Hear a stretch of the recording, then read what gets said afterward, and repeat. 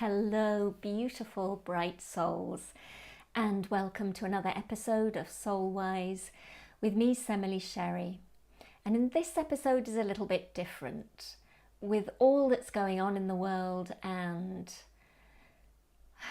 the emotional reactions, which are a wide range from the very highest elation to the very deepest, darkest despair of people everywhere at this time, I was inspired, almost guided really, to write this love letter from your higher self.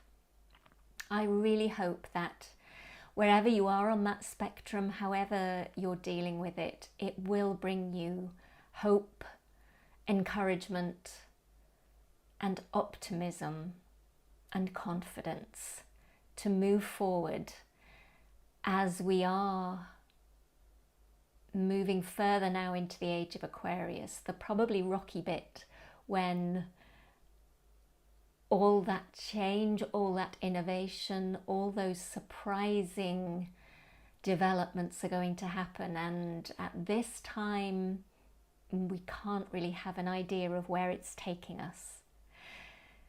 So here, if you want to settle into your chair, perhaps close your eyes and imagine that you have just picked up from your letterbox or your post box this letter and you've settled down to read it. Love letter from your higher self. My beloved one, it's me, your higher self. It might not feel like it now, but I'm writing to tell you that you have already everything you need to make it through these troubling times. I know this with absolute conviction. How do I know? I've watched you face challenges before, when it felt like your life was falling apart and you didn't know whether you were going to make it to the other side, or if you did, whether you would have the energy to keep moving forwards after that. And yet, here you are, still. When you look back at those times from this moment, from the person you've become, I see how much you've grown through those changes, how you've acquired more understanding of yourself and of those around you. I watched you dig deep inside and heave up by sheer will and determination the most incredible reserves of strength and power.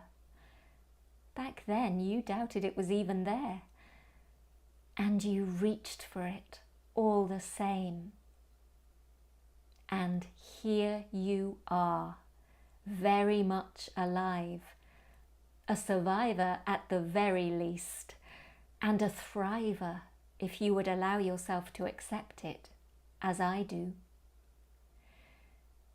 In the middle of any given crisis of the past, did you know what the future would look like? Did you have an itemized list of what to do and how to do it? I don't remember either a clear vision or a precise plan, not at first. What I do remember is your ability to just get up in the morning and move through another day. I remember the way you raged and cried and grieved and hurt, and yet found the energy to do what had to be done. I remember your bruised and battered heart bravely beating its rhythm of love and life, minute by minute.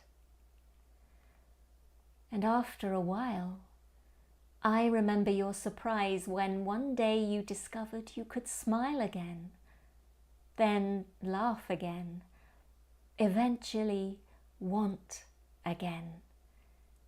you began to glimpse a glow on the path ahead, gaining luminous clarity with every single sunrise step. You were amazed by what you had done, how you had managed, what wisdom had pushed itself up from the fertile darkness and blossomed into action in your life. Things you would never have believed you were capable of, dreams you could not have conceived of before. You felt like a different person, as indeed you were, stronger and wiser for the weakness acknowledged and accepted, more sure of your solid, flexible self, trusting your ability to grow and thrive through what's to come, even when you have no concept of what that is or where your place in it might be. I've seen you do it time after time. With each spiral, I see you rise up higher and further. Doubt and fear may spark a brief flare across your human mind. Yes, that's only natural. And then you remember. You remember me. You are stronger and more resilient than you know. From change comes stability. Confidence follows crisis. Out of chaos, you restore balance. All that exists is meant to be. You know this. And for now, that's more than enough. Eternally, your higher self. And if you're listening to this or reading this and you've never come across the idea of a higher self before, you might like to read my explanation of what this is in another of my articles called The Higher Self and the Soul, and I'll place a link in the description of either the podcast or the YouTube video below. So I'm just going to leave you with that. You may want to listen again to this, maybe several times, and allow that to sink in deep into your soul, your brave, bright, beautiful soul. With all my love and the brightest, best of blessings, until next time, goodbye for now.